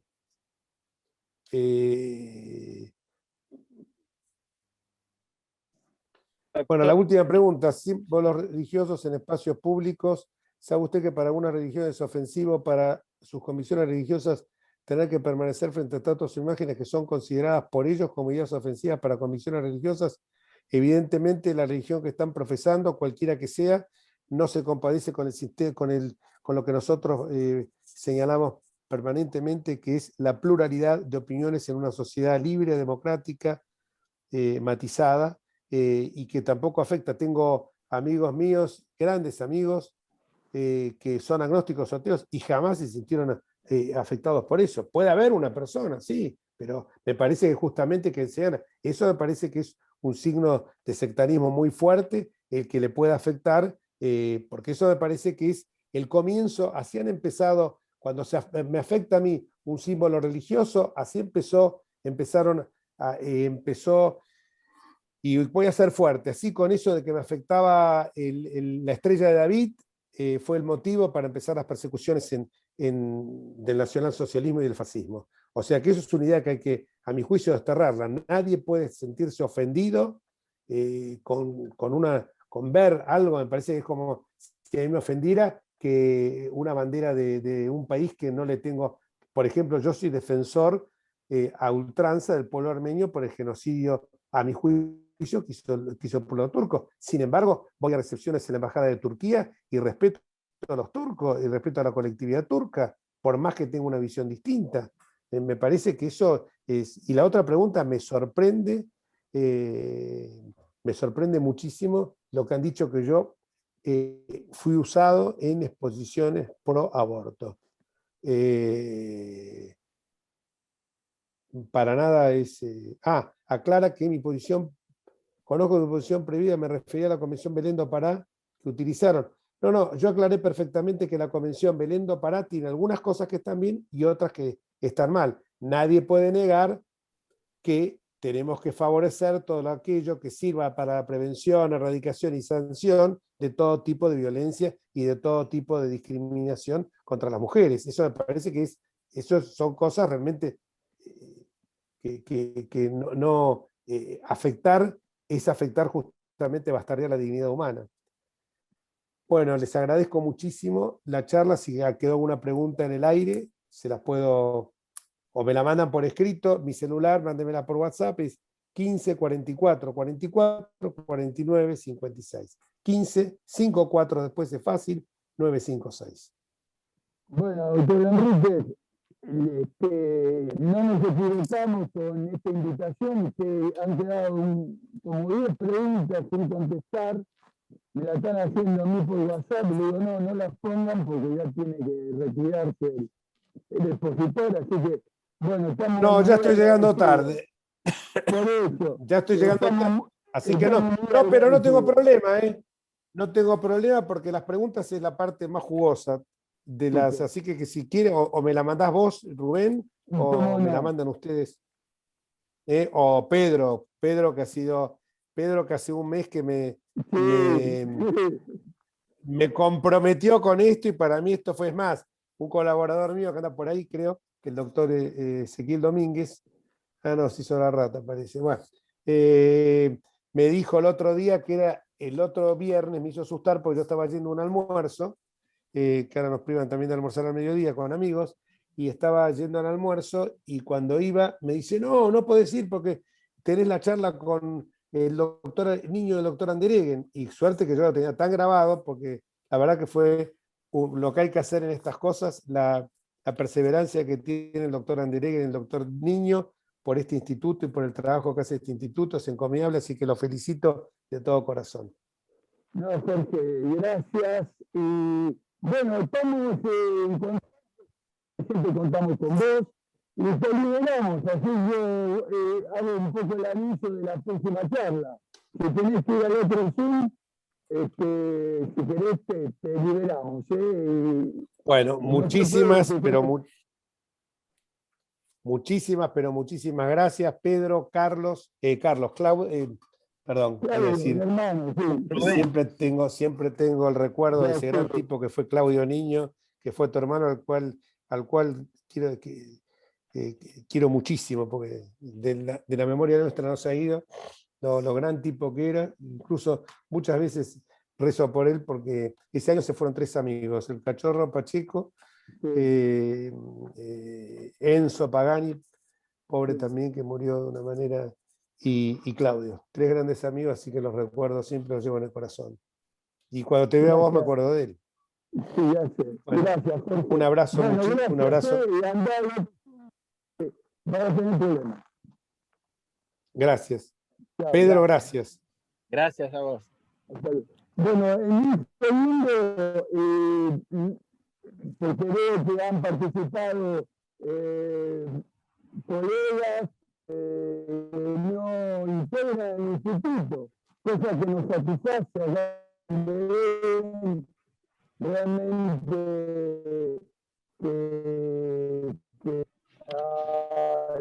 al numeroso migrante que integra el instituto. Así que ya les invitamos también, si tienen interés en saber nuestra actividad, bueno, hay que cumplir las formalidades, y desde ya esto es especialista y están todos invitados. Y vamos a adelantar que para el 18 de junio vamos a tener como invitados para de un temario que todavía tenemos que elaborar, porque estamos tratando de abarcar todos los ámbitos de acuerdo al invitado y a la especialidad del invitado. Bueno, nos ha comprometido, en principio de estar en el exterior, pero ha comprometido la participación el doctor Ricardo López Murphy para hablar en este ciclo, y ya después se van a enterar por la comunicación oficial del colegio. Va a ser de la misma manera a través de invitaciones y se le va a mandar el link. Va a ser el 18 de junio, o sea, todos los terceros viernes de cada mes que coinciden con la reunión del instituto, y creímos que de esta manera iba a ser práctico. Así que muchas gracias por los que han participado. Si no sé, Pedro, si quieres decir algo. No. Les agradecemos también la participación, y probablemente para la próxima reunión tratemos de dejar más espacio para las preguntas, porque, bueno, quedaron muchas sin contestar y son realmente muy importantes, muy interesantes, y un espacio también para el debate. Lo que ocurre que las reglas del instituto hace que, no del instituto, del colegio público, que tengan que ser por chat. Así que ojalá un día termine esta pandemia y nos podamos volver a reunir presencialmente en el querido colegio. Bueno, buenas tardes entonces. Estamos a disposición de ustedes, y en principio el 18 de junio va a haber otra actividad que ya va a ser comunicada públicamente por los medios oficiales del colegio. Muchas gracias.